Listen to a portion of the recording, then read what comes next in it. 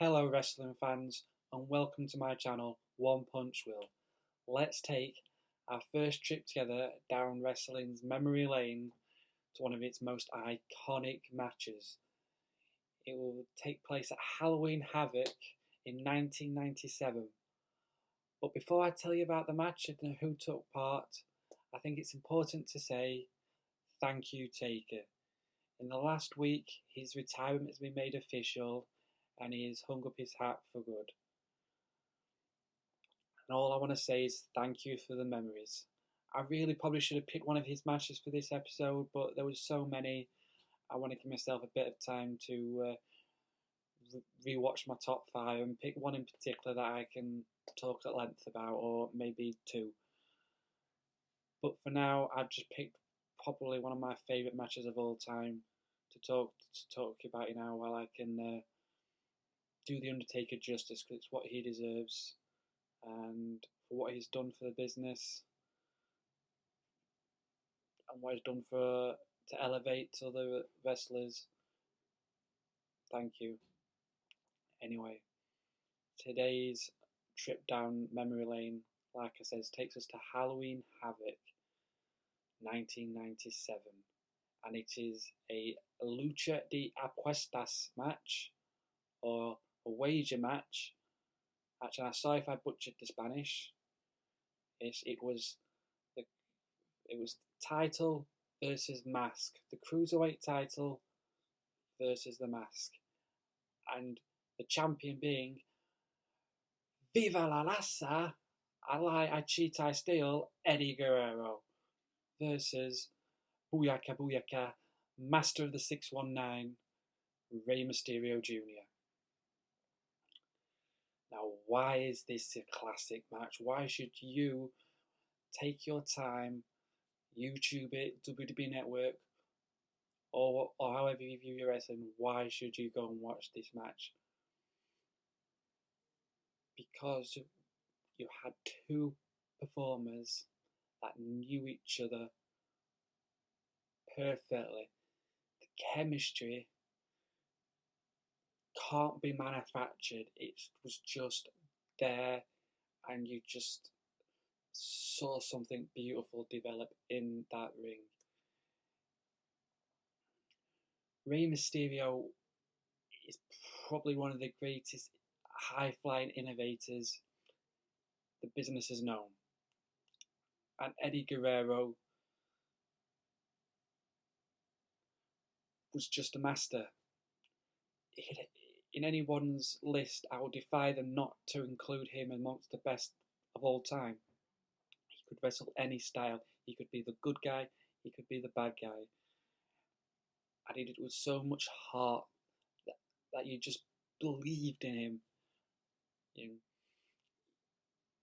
He was incredible. In this match, he was the champion, and Rey Mysterio, like I said, was the contender. And it was perfectly set up. Rey Mysterio came down in his ones, in almost like a purple onesie, so his mask would be harder to rip. Eddie Guerrero came with his track record of being an enemy of Lucha Libre. He was wrestled under a mask himself in Japan as the Black Tiger, and he was one of the, if not the first person to voluntarily take off his mask. In the past, there'd been mask versus mask managers. Sorry, not managers. What am I saying there? Mask versus mask matches. There we go. That's better. Where the loser had taken off his mask. Conan, who had fame in WCW, lost one of these matches. But yes, so he was in Mexico, and amongst the Lucha Libre community, he was considered enemy number one at the time, and he played the perfect foil for Rey Mysterio. Now, Eddie Guerrero had the ability to wrestle any style, and in this match, he wanted to inflict pain on Rey. He was being very methodical and with his submissions and his backbreakers, and he was wrestling in the style that meant when Rey Mysterio did something, it looked extra incredible. You had Hurricane Ranas outside off the top ropes to the Eddie Guerrero outside the ring. You had spots in the ring when Eddie put Rey in the Tree of Woe, went for the sliding baseball kick. Rey Mysterio moved up and Eddie slid into the post. You had the crucifix turn into a Hurricane Rana. I said, for a match of this level, it takes two, and Rey Mysterio was able to sell all the abuse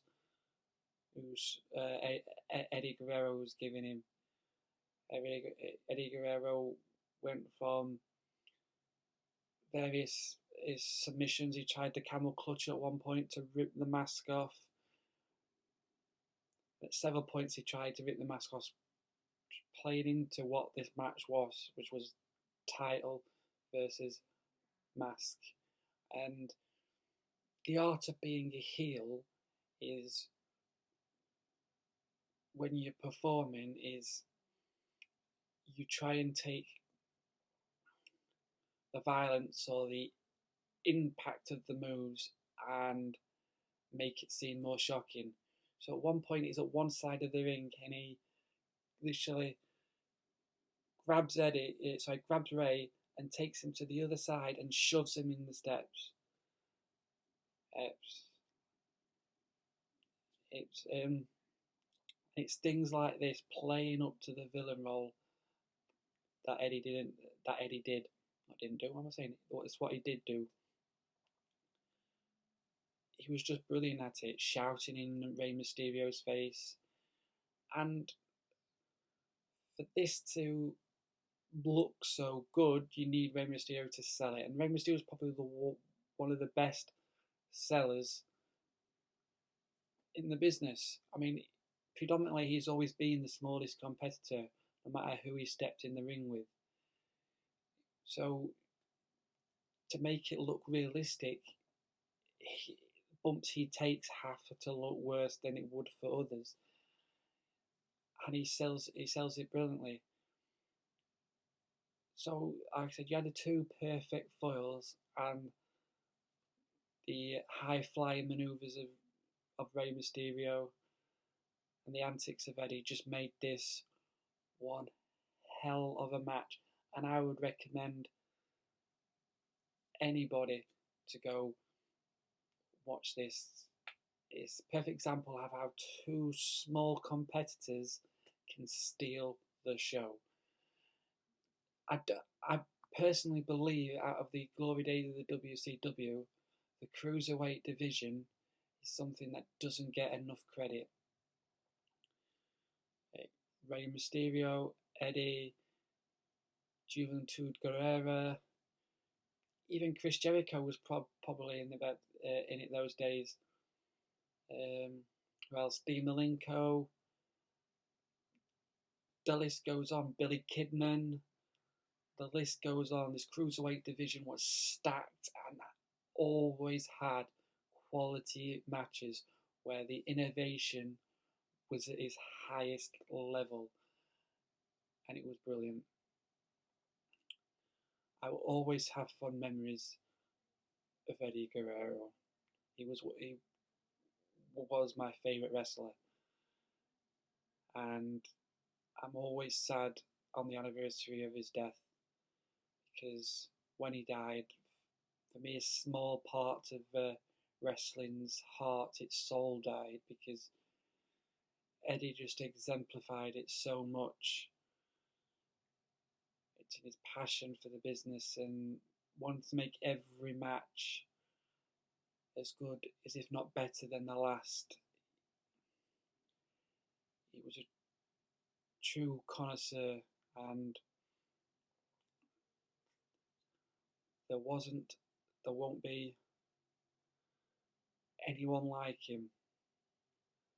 And it's sad that he's gone.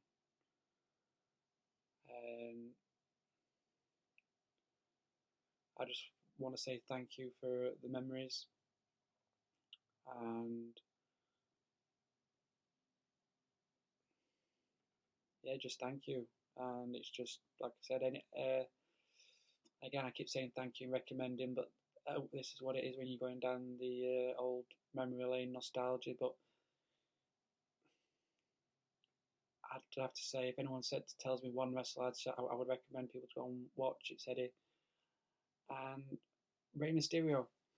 Rey Mysterio still going today, still strong in WWE, still throwing himself about, doing hurricanranas, 619s, flips.